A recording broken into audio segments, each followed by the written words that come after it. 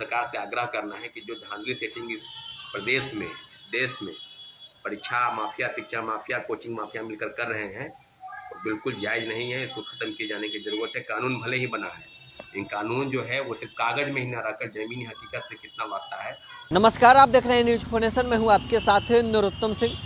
BPSC अभ्यर्थी एक बार फिर पटना की सड़कों पर नजर आएंगे।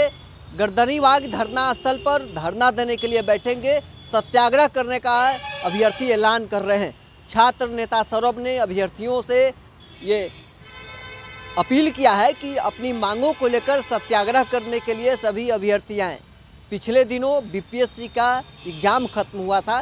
बापू परीक्षा केंद्र पर धांधली का आरोप लगा था और वहाँ के परीक्षा एक सेंटर का रद्द कर दिया गया है। अब इसके बाद अभ्यर्थी हैं बीपीएससी एग्ज़ाम को फिर से कराने की मांग कर रहे हैं। अब ऐसे में अभ्यर्थियों ने ऐलान कर दिया है कि अब इसको लेकर सत्याग्रह भी करेंगे। पटना से लेकर दिल्ली तक इसको लेकर शांतिपूर्वक सत्याग्रह करने का ऐलान अभ्यर्थी कर रहे हैं। क्या कुछ कह रहे हैं छात्र नेता सौरभ, सुनवाते हैं आपको इस वीडियो में। नमस्कार साथियों, जय हिंद। बीपीएससी की 70वीं सिविल सेवा परीक्षा जो जब से इसका नोटिफिकेशन आया है तब से लगातार विवाद में है, और विवादों का कई कारनामा, विवादों से जुड़ा हुआ कई मसले अब बिल्कुल तह पर आ गया है कि बीपीएससी इस सारी चीज़ों को कैसे समाहित करती है, कैसे संतुलित करती है। और पूरी तरीके से आपको बता दें कि सारे विवादों का जड़ कहीं ना कहीं बीपीएससी स्वयं से है, और जो ठिकरा है वो छात्रों को पर फोड़ा जा रहा है। 70वीं सिविल सेवा में परीक्षाएं हुई आयोजित, और आपने देखा होगा कि 4,80,000 परीक्षार्थियों में से लगभग 12-13 हज़ार परीक्षार्थी ऐसे थे जिनके परीक्षाओं को लेकर, जिनको कंडक्ट कराने में असमर्थ रही।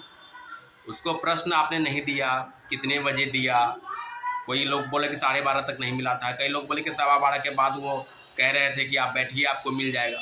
तो कई विवाद हैं इसको लेकर जो चीज़ें सामने आई है। और फिर आपने देखा हो कि आर्थिक अपराधिकारी ने एक प्रेस कॉन्फ्रेंस भी किया। उस प्रेस कॉन्फ्रेंस में स्पष्ट तौर पर आर्थिक अपराधिकारी कह रही है कि हम जो है पटना के 3 कोचिंग संस्थान, उस पर हम कार्रवाई करने जा रहे हैं। और कोचिंग संस्थान कौन है, शायद खुलासा तो कार्रवाई के बाद ही पता चलेगा, लेकिन ये हम पिछले 1 साल 1.5 साल से सुन रहे हैं, शिक्षक बहाली के पहले से। आपको बताते चले कि 66वें बीपीएससी के समय में भी औरंगाबाद के एक परीक्षा केंद्र से प्रश्न पत्र आउट हुआ था और 108 कट ऑफ चला गया था। परीक्षाएं वहाँ के रद्द की गई दोबारा और पूरी तरीके से।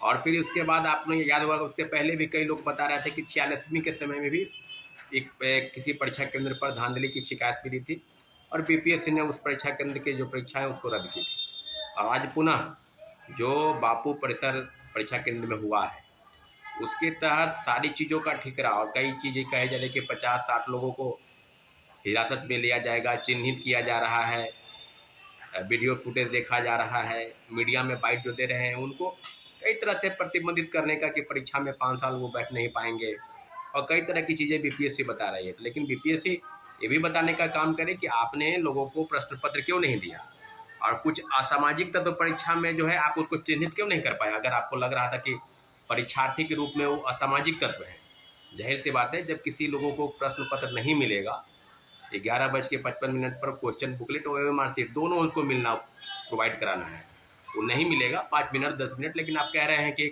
सुनियोजित तरीके से कौन ये चाल चल रहा है सारे मसलों पर, बीपीएससी में धांधली सेटिंग हो, और जो आर्थिक अपराधिकारी की टीम और जो एडीजी लॉ एंड ऑर्डर जो है कुंदन कृष्णन कह रहे थे कि छात्रों और अभिभावकों को बिल्कुल हम आश्वस्त करते हैं कि परीक्षा आगामी कई परीक्षा और पिछले 10 वर्षों में पिछले अगर बात की जाए तो 10 परीक्षाओं के प्रश्न पत्र लीक, इसमें शिक्षक बहाली के 2, बीपीएससी के 2, सिपाही भर्ती, दरोगा, इन्फोर्समेंट और कई परीक्षाओं, अभी हाल में स्वास्थ्य समिति के परीक्षाओं, कई परीक्षाओं के बारे में कई लोग पर कार्रवाई करने की बात कर रहे हैं। कभी रंजीत रजक का नाम आता है, कभी आपको सिकंदर यादवेंदु, कभी संजीव मुखिया, और मुझे लगता है कि कई चीज़ों पर बीपीएससी को, सरकार को, आर्थिक अपराधिकारी को कई चीज़ें सब कुछ पता है कि आखिर कौन सरगना है, परंतु कार्रवाई के नाम पर जो ठिकरा है और छात्रों अभ्यर्थियों को गुमराह करने का जो जिम्मा है वो आयोग स्वयं से ले ली है। तो इस सब को ध्यान में रखते हुए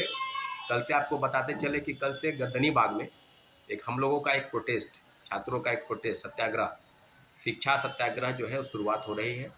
इसलिए आप सभी से आग्रह है कि इस सत्याग्रह में आप शामिल होइए और पूरी जोर शोर से बीपीएससी द्वारा और कई बिहार की एजेंसी है जो परीक्षा में धांधली सेटिंग में लगी रहती है, और इसमें कई कोचिंग माफिया, शिक्षा माफिया और कई जगह के जो रैकेट चलाने वाले लोग हैं उसको इसमें शामिल किया गया है पूरी तरीके से कि आप शामिल होइए और पूरा अकूत संपत्ति जमा कर लीजिए।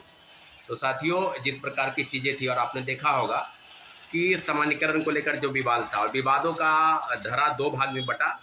कुछ शिक्षक जिनको आप रंगा सियार, गुरु घंटाल आदि कह सकते हैं, उन्होंने इस आंदोलन को अपने फेवर में करने के लिए इसको दो भागों में बांटा, और पूरी तरीके से जो नाटक और नौटंकी था उनका आपके सामने, हम लोग के सामने, शिक्षकों के सामने, छात्रों के सामने उनका जो एक अलग रूप है वो दिखाई दे दिया कि बिल्कुल वो सामान्यीकरण के पक्ष में थे और नाटक करने के, क्योंकि जो प्रोटेस्ट बुलाया गया था वो छात्रों का प्रोटेस्ट था और प्रोटेस्ट को एक अलग रूप रंग देने का उन्होंने प्रयास किया। पूरी तरीके से क्रेडिट लेने का जो होड़ था वो क्रेडिट लेने का प्रयास कर रहे थे। उसका भी जो है पूरा डाटा, पूरा खाका जो है खिंच गया है कि क्या आगे होगा। लेकिन इतना ज़रूर है कि छात्रों अभ्यर्थियों को कोई गुमराह नहीं कर सकता है। छात्र अभ्यर्थी बिल्कुल समझ रहे हैं कि हमारी जो डिमांड है, जो दो डिमांड को लेकर प्रयास था कि डेट को एक्सटेंड करना चाहते, क्योंकि जो प्रोटेस्ट के दौरान लोगों को चोट लगी, सैकड़ों अभ्यर्थी छात्र छात्राएं घायल थे, किन्हीं के पैर में चोट लगा था, किन्हीं के हाथ में, और कई चीज़ें थी कि एक मन में जो दिमाग में जो उपापोह की स्थिति थी सामान्यीकरण को लेकर